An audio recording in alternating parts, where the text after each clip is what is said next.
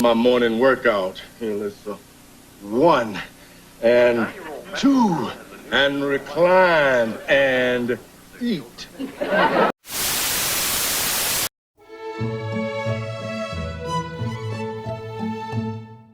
I have always remembered the sitcom George vividly in my mind since I was a child.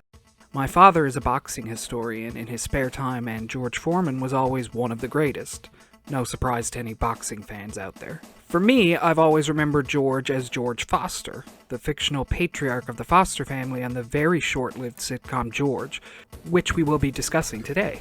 My father managed to record only 3.5 episodes on television before the show's ultimate cancellation, leaving 9 episodes aired, 1 episode unaired, for a total of 10 episodes and 1 season. I think what always stuck with me was how, in many ways, it was better or at the very least as good as some of the shows I knew to be popular in the day that somehow got multiple seasons. It was just as socially conscious as Roseanne and just as ultimately wholesome as Full House. So why did this show never catch on if it managed to make such an impression on Little Paul? That's exactly what we'll be speculating here today as I examine the entirety of this short series run and figure out why didn't it become the classic sitcom it was so clearly capable of being.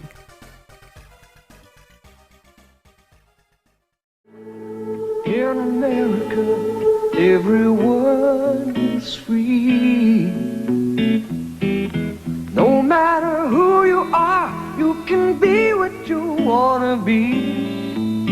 No one can tell you what to do or say. Nothing can ever take your pride away.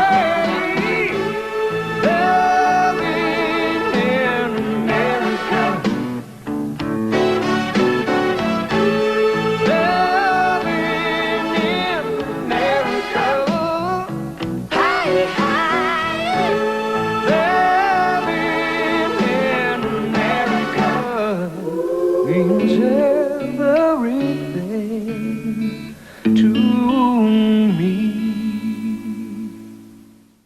Every situation comedy has a, situation and setup around which most of the show's goings-on occurs.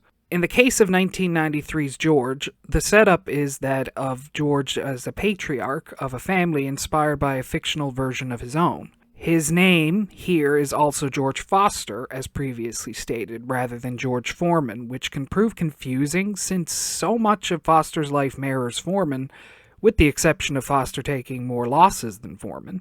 I personally find it amusing that Foreman's own fictional counterpart was not allowed to be greater than Foreman for real.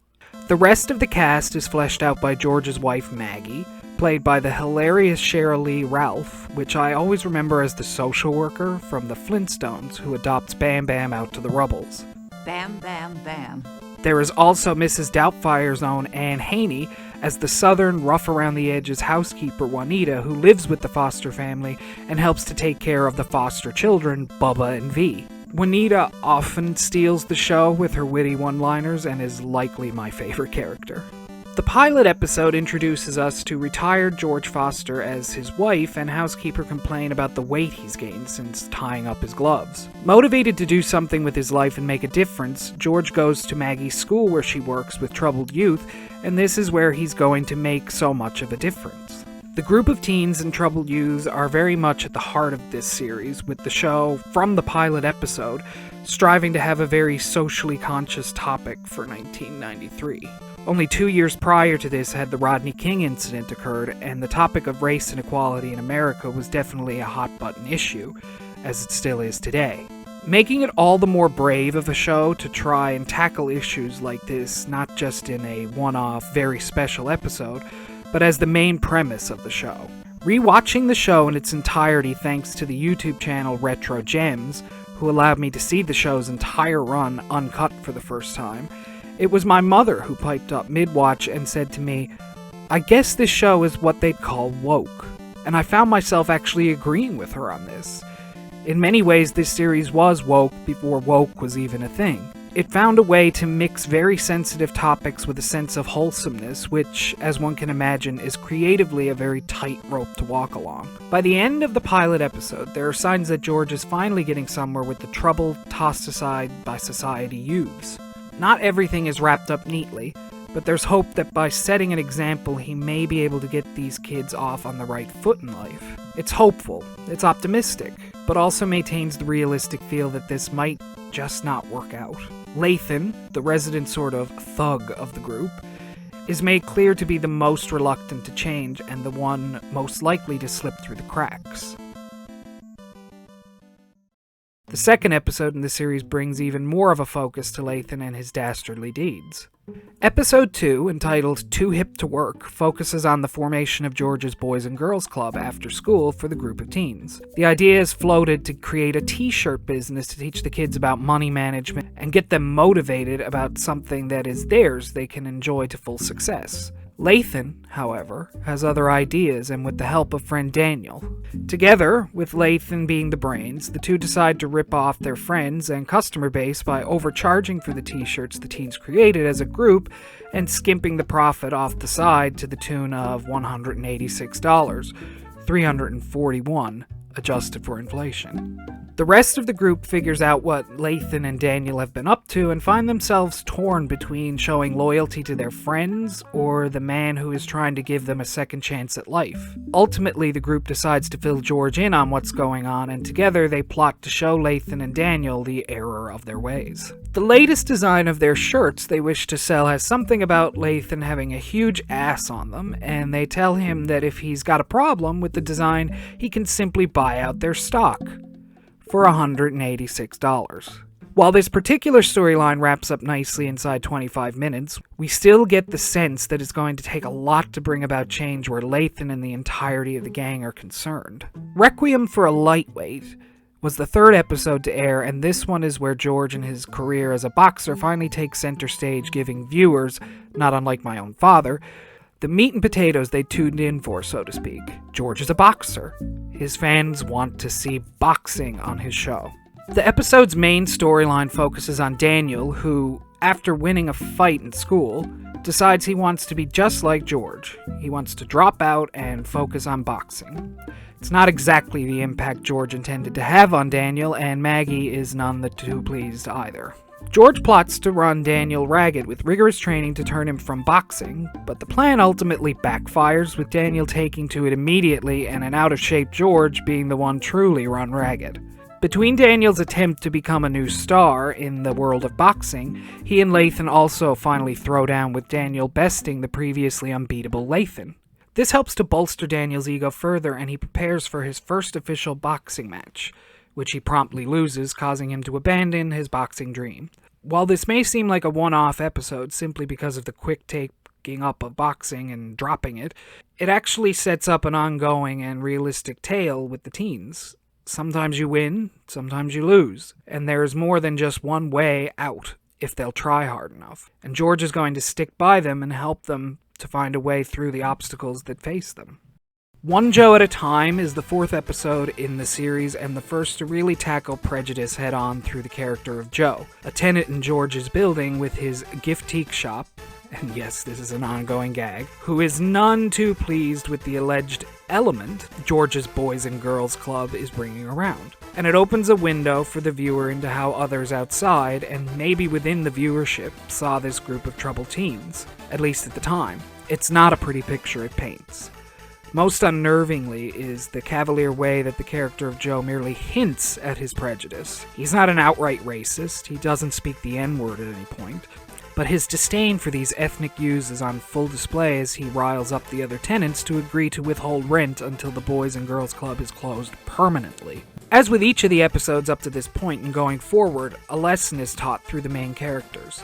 This episode focuses on the message of destroy an enemy by making them a friend. This is a lesson we'll encounter again with Joe as the short series progresses. Try as George may, however, Joe is not open to being friends and digs his heels in, with everything culminating at a grand reopening of the building where Joe is forced to forfeit his vendetta against the Boys and Girls Club after losing a hamburger eating contest to both George and Lathan.